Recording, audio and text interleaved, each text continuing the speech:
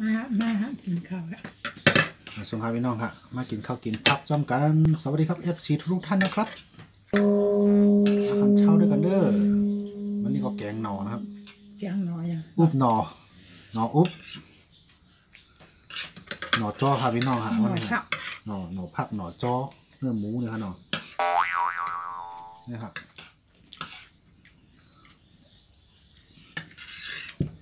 ข้าวหมกเพชรโขยนะนี่ค่ะก็ผีเมืองใต้ค่ะแน่นอนก่อนเขามาดูนะครับขอคนละไล่นะครับพี่น้องเอ้ย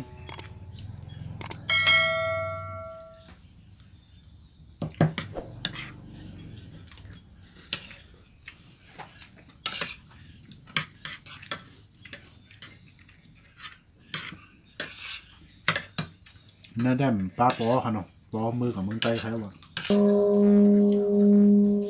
เราครอบครัวสามคนผมไม่รู้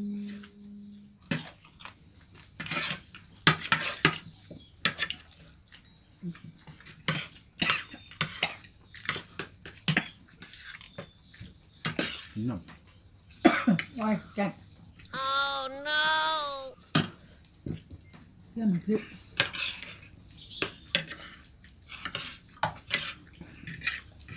หน่อจ้อหน่ออุบนะครับเนี่ยไม่หน่อยหวานหนาพี่น้องเลยข้ามไล่ไถ่ข้างนอกเดี๋ยวข้าคอกดไล่เหมือนกันนะมึงฮะเดี๋ยวพวกใครเฮ็ดปอกไปมาข้างมาไถ่ก็ป้าขายมันนานหรอกมันต้องใช้เวลานาน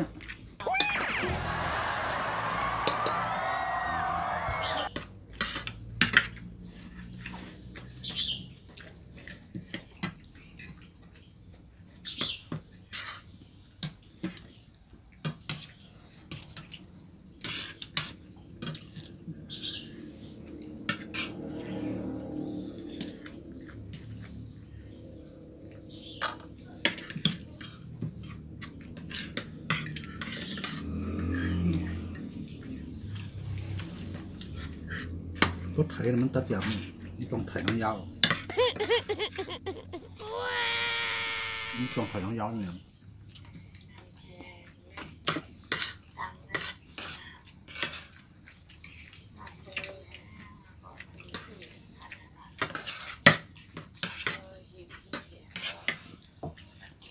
มาเด้อพี่น้องกินด้วยกัน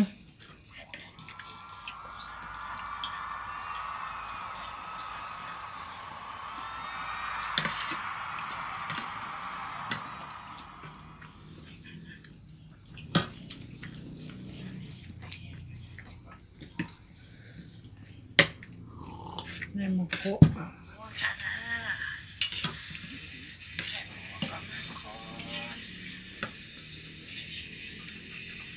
แต่มอนะฮะเนี่ยนอนเนี่ยมากผักเอาค่ะนะผักลาวค่ะนะเดี๋ยวจะดีปากแล้วปั่นเอาไป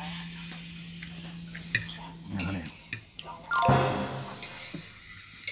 เสร็จที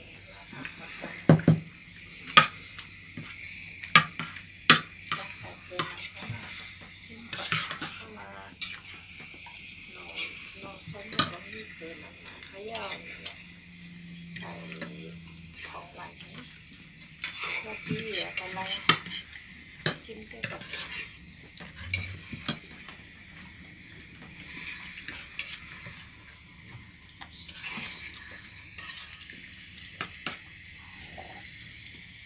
อยากเป็นอะไรนะกัมพูชา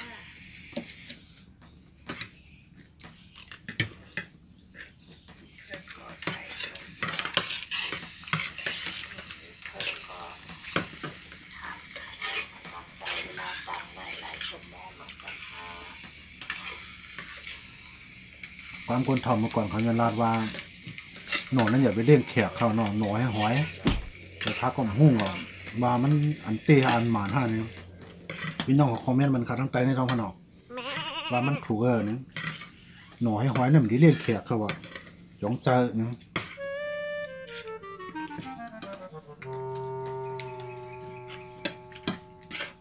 ต้องแมนคอมเมนต์มันขาดทั้งใจนะฮะ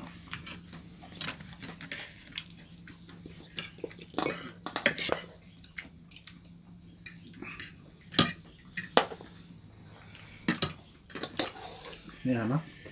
เอาไปไม่เอาได้ไง โอ้โหของอร่อยเลย เอาเทเอ็นค่ะไปละค่อยกินให้คำเด็ก มาเด้อพี่น้องเอ้ยกินด้วยกัน กินข้าวกินปลา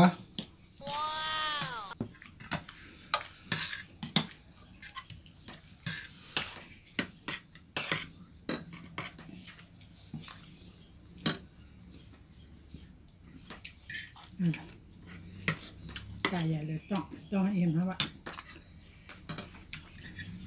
ก าแฟเมืองไต้น้ำเนียงคมขนาดของกาแฟเมืองไต้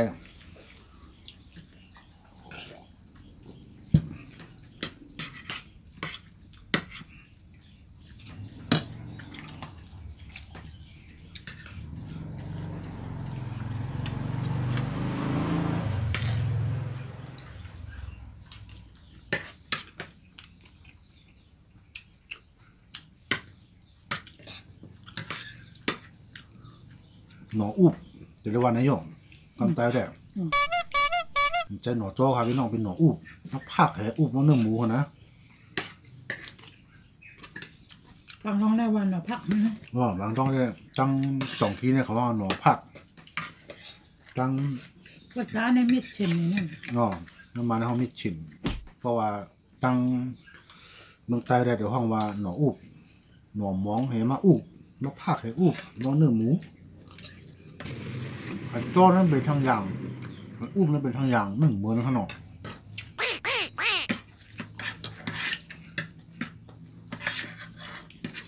ตั้งรัดพี่น้องเขาแต่เลยกวัดในก็ติ่มป้อมเหมือนกันก็คอมเมนต์เป็นตั้งใจในอะไรขนมจะฟังจะหือ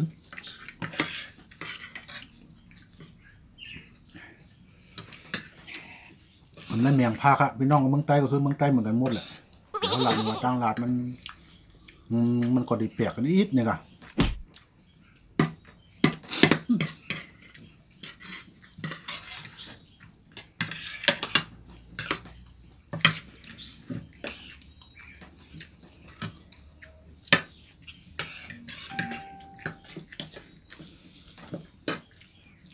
มันเจิ้งคาลุงอ่ะเมื่อก็มันตั้ง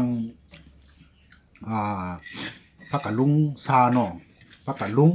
ว่าทางวัดจันทร์มาห้องทางพักกัดลุงว่าหมังเตรียมก็ได้ห้องว่าหมูหลาโทกโทรมาแน่เลย นั่นได้ก็เลือกเอาหน่อยเป็นความมาแล้วก็ใช้โทกหมังตีก็ห้องก็พักกัดปี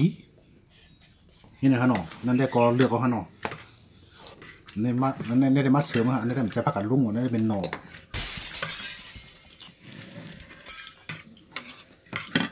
ข้างเพื่อก็เพื่อก็จะมาให้ที่มีโทรข้ามเนี่ยงามมงคลเนี่ย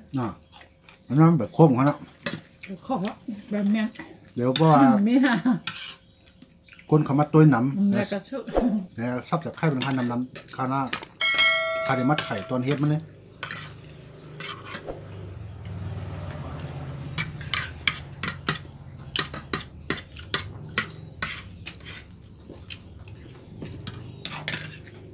ถ้ามีคนมาติดตามแล้วซับจากไข่ผมเยอะๆนะครับเดี๋ยวเขาหน้าผมจะไถ่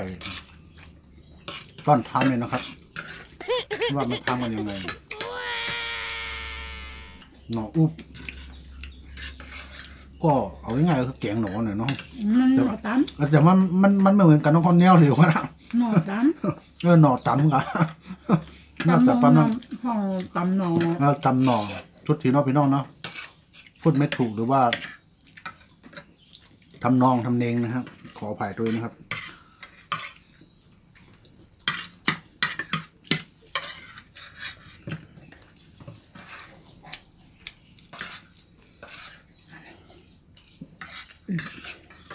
อันนี้ก็กาแฟรัดชันนะเนี่ยกาแฟรัดชันชาจินก็ชาหน่อยพี่น้องเอ้ยโอ้โหสุดยอดเลยอ่ะให้อยากโตอีกนี่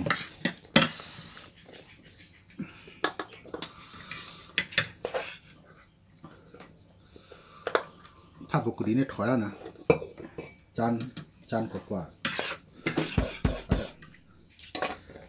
แต่วันนี้ เอาอีก แต่ว่าวันนี้ได้กินกับลูกกับเมียนะครับมันก็เลยอร่อย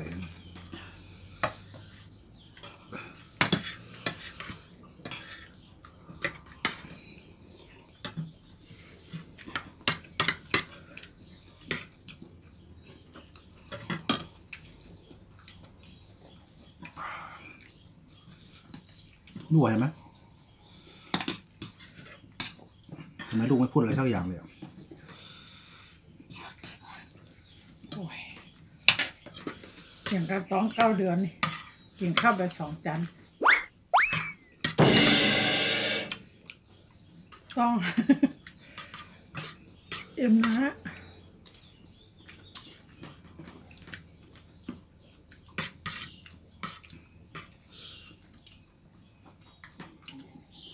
ย้อนกำลังใจจากพี่น้องใต้ขนมช่องYouTubeใต้ครับพี่น้องเอ้ยย้อนกดไลค์บันขาว1 กล้องไลค์ขนมแล้วก็ย้อนติดตามบันขาวน้ำขนมขาวก็จะเฮ็ดคลิปลาดภาษาใต้เขาออกมาให้พี่น้องเขาเลยตุ้ยกันในขนมนะครับ FC ทุกท่านนะครับขอคนละไลค์นะครับผม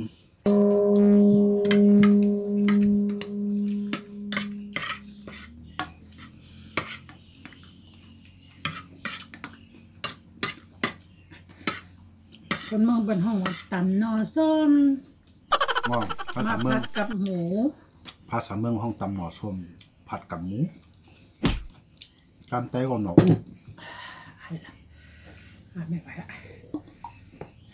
แล้วแค่หน่อยพี่น้องเอ้ยก็กินนั้นในใจถึงเมืองไต้กำเหลียวอ่ะเมืองเกิดเอาแค่นั้นน่ะเอาง่าย กินน้ำต้องกินยาแก้แล้ ๆมันเป็นหน่อร่องอ่ะพี่น้องเพราะว่า บ่แมนฮะ เพราะเอาชามใหญ่แล้วเนาะ โตยแค่นั้นเนี่ย อันนี้ก็ย้อนในน้ำมาขนมเพราะมีคนตัวโต กำเดียวฮะ ตัวคือปลาหวานนั่นแหละพี่น้องเอ้ย อืมอืมอืมอืมอืมอืมทำดัง ขอโทษทีไม่ใช่ปลาหวานคำดัน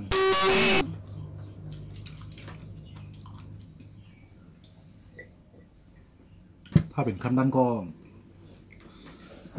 ไม่ควรจะกินเยอะนะครับกินน้อยเดี๋ยวอดได้อ่ะเพราะว่าอายุใหญ่มันจะเข้าเนาะพี่น้องเนาะมันเป็นหน่อมองฮะกินน้ำไรเพราะกินน้ำมันปวดปวดตัวเดี๋ยวว่าค้าได้หาดเข้าไป3 จานแล้วนะ 3 วันแล้วว่ะ